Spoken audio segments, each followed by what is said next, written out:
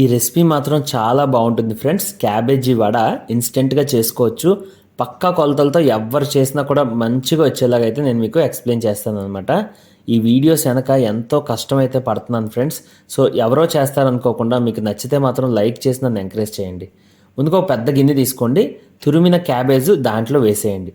ఇక్కడ నేను ఏదైతే క్యాబేజ్ తీసుకున్నానో ఇది ఒక చిన్న క్యాబేజ్లో సగం మొక్క అనమాట. శుభ్రంగా నీళ్ళల్లో కడిగేసి ఇలా చిన్న మొక్కలు తురిమి తీసుకొని దీనికి సరిపడా ఒక ఉల్లిపాయ కూడా వేసుకోండి, ముక్కలు కట్ చేసి. శనగపిండి 100 గ్రాములు వేసుకోండి, బియ్యం పిండి 50 గ్రాములు, శనగపిండిలో సగం వేయాలన్నమాట.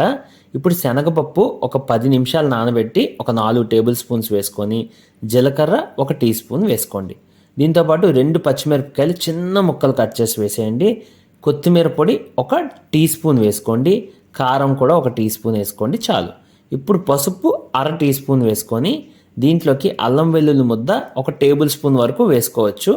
కొత్తిమీర ఒక గుప్పెడంతా చిన్న ముక్కలు కట్ చేసి వేసి రుచికి సరిపడా సాల్ట్ వేసుకోండి. ఉప్పు నేనైతే 1/2 టేబుల్ స్పూన్ ఉప్పు వేసాను, మీ రుచికి సరిపడా మీరు వేసుకోండి.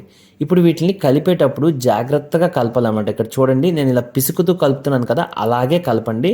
అప్పుడే క్యాబేజ్లో ఉన్న నీరంతా బయటకు వచ్చి మనకి ఉండలు చుట్టడానికి అయితే హెల్ప్ అవుతుంది అనమాట.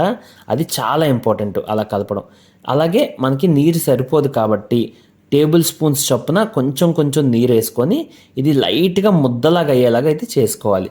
గుర్తుపెట్టుకోండి, నాకైతే ఈ క్వాంటిటీస్కి 3 టేబుల్ స్పూన్స్ నీరు అయితే పట్టింది. 3 టేబుల్ స్పూన్స్ నీరు వేసి ఇలా శుభ్రంగా మంచి ముద్దలా చేసుకున్న తర్వాత చిన్న చిన్నగా తీసుకొని ఇలా ఉండలు అయితే ఫస్ట్ చుడుతూ ఉండ అయిన తర్వాత ఇలా ఒత్తుతూ దీన్ని వడ షేప్లో చేసుకోవాలి. అంతే, వడ షేప్ చేయడం చాలా ఈజీ అనమాట. సో చాలామంది ఎక్కడే కంగారు పడతారు.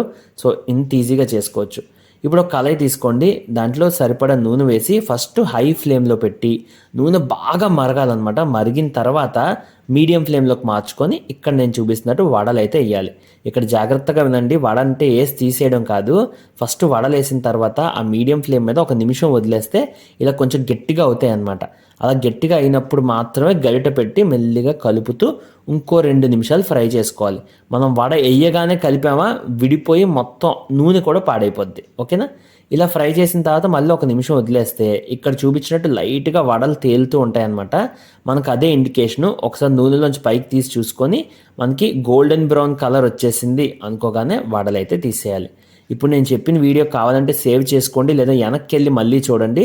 ప్రతి పాయింట్ నేను క్లియర్గా ఎక్స్ప్లెయిన్ చేశాను. తప్పకుండా ఈ పద్ధతిలో ట్రై చేయండి, పర్ఫెక్ట్ వడలు అయితే మీకు వస్తాయి. రెసిపీ నచ్చితే చెప్పండి ఫ్రెండ్స్, చాలా కష్టపడుతున్నాను. మీ తరపున ఒక్క లైక్ చేయండి చాలు. మీ రెసిపీ రాంబాబు.